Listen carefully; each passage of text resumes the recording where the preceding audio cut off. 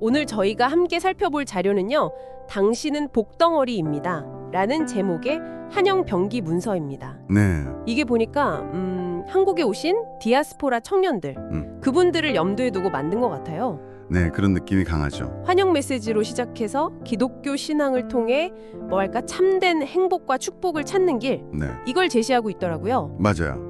특히 창세기 12전 2절 너는 복이 될지라 이 구절이 아주 중요하게 쓰였어요. 그렇죠. 그 구절이 핵심인 것 같고. 네.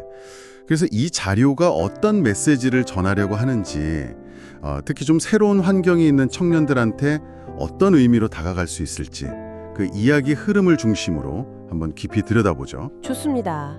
시작부터가 좀 인상 깊어요.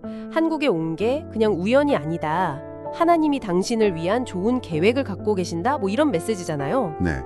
사도행전 9절을 인용하면서 시작하죠. 근데 바로 이어서 사람들이 다 행복을 쫓지만 마음 한구석은 계속 비어있다. 이런 공허함, 이른바 영혼의 목마름을 이야기해요. 그렇죠.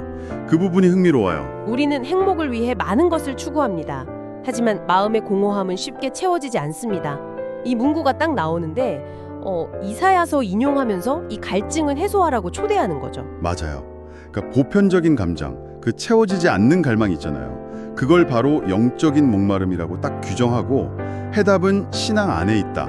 이렇게 방향을 제시하는 거죠. 아, 연결고리군요. 네, 이사야서 인용이 그 역할을 하는 셈이에요. 환영 메시지 바로 다음에 이런 내면의 필요를 딱 건드리는 건 아무래도 공감을 얻으면서 다음 논리로 자연스럽게 넘어가려는 의도겠죠. 그럼 그 다음 단계가 이제 문제의 진단? 네, 맞습니다.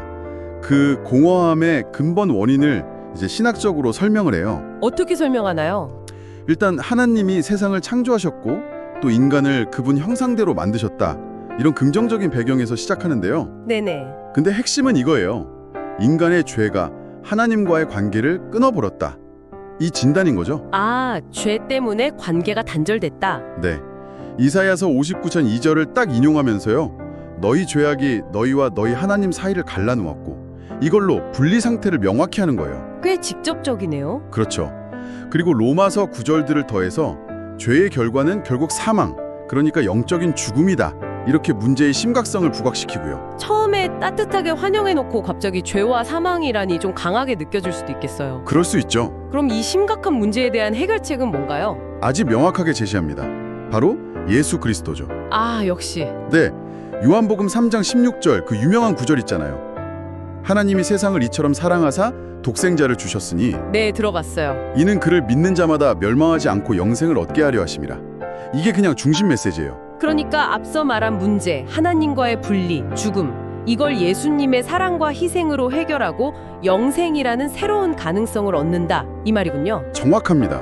문제 진단과 해결책, 제시가 아주 딱 떨어지게 연결되죠. 그럼 이 해결책을 받아들이려면 구체적으로 뭘 해야 하나요? 그냥 정보만 주는 게 아니라 구체적인 행동, 그러니까 믿음의 수용을 촉구해요. 행동을 촉구한다. 네, 요한복음 1장 12절을 근거로 들면서 예수님을 영접하고 그 이름을 믿으면 하나님의 자녀가 된다. 이렇게 말하거든요. 아하. 그래서 예수님을 개인의 구주로 또 삶의 주인으로 영접하는 기도를 드리라고 권해요. 아주 구체적으로요. 기도 예시 같은 것도 있나요? 네, 있어요. 하나님, 저는 죄인입니다. 예수님을 믿습니다. 제 삶의 주인이 되어주세요.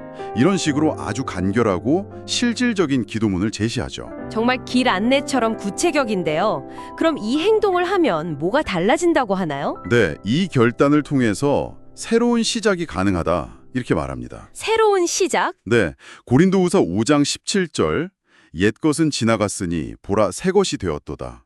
이걸 인용하면서 과거로부터의 변화를 강조하고요.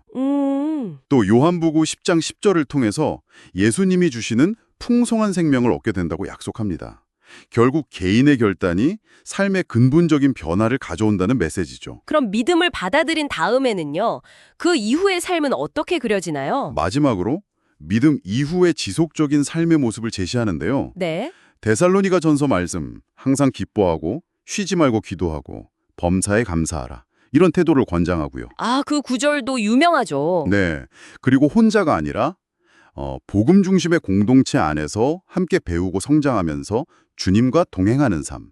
이걸 강조해요. 공동체 생활을 강조하는군요. 그리고 흥미롭게도 다시 처음 인용했던 창세기 12장의 축복 개념으로 돌아가요. 아, 맞다. 처음에 당신은 복덩어리라고 했었죠. 맞습니다. 이제 그 복이 그냥 개인에게만 머무는 게 아니라 당신을 통해서 다른 사람들에게 흘러가는 축복의 통로가 될 거다. 이런 비전으로 확장이 되는 거죠. 나를 통해 다른 사람에게도 복이 간다. 네, 창세기 12장 3절을 인용하면서 당신을 통해 다른 이들에게도 하나님의 복이 흘러갈 것입니다. 이렇게 마무리해요. 그러니까 개인의 구원에서 시작해서 타자를 향한 어떤 사명으로 연결짓는 거죠. 와, 그렇군요.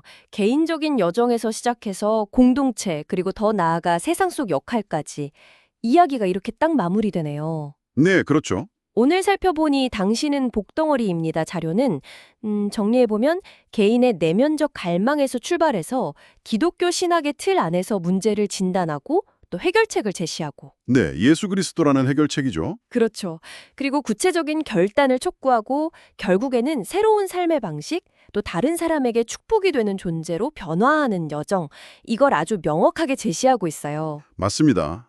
특히 디아스포라 청년들을 향한 따뜻한 환영으로 시작해서 구체적인 신앙의 길로 안내하는 구조가 인상적이네요. 네, 분명한 목적을 가진 구조죠. 개인의 감정, 예를 들면 공허함 같은 것을 특정한 신학적 서사, 그러니까 창조, 타락, 구속 이야기와 연결시키고 구체적인 신앙적 결단과 삶의 변화를 이끌어내려고 하는 거예요. 네. 여기서 당신이 한번 생각해 볼 지점은 이거 아닐까 싶어요.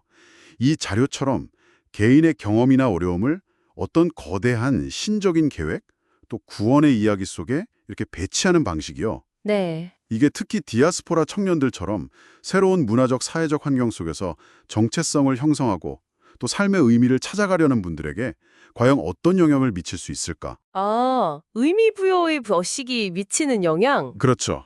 그 의미 부여의 방식이 개인에게 실제로 어떻게 작용할지, 어떤 힘을 주거나 혹은 다른 영향을 줄지 한 번쯤 고민해보는 것도 흥미로운 마무리가 될 것 같습니다.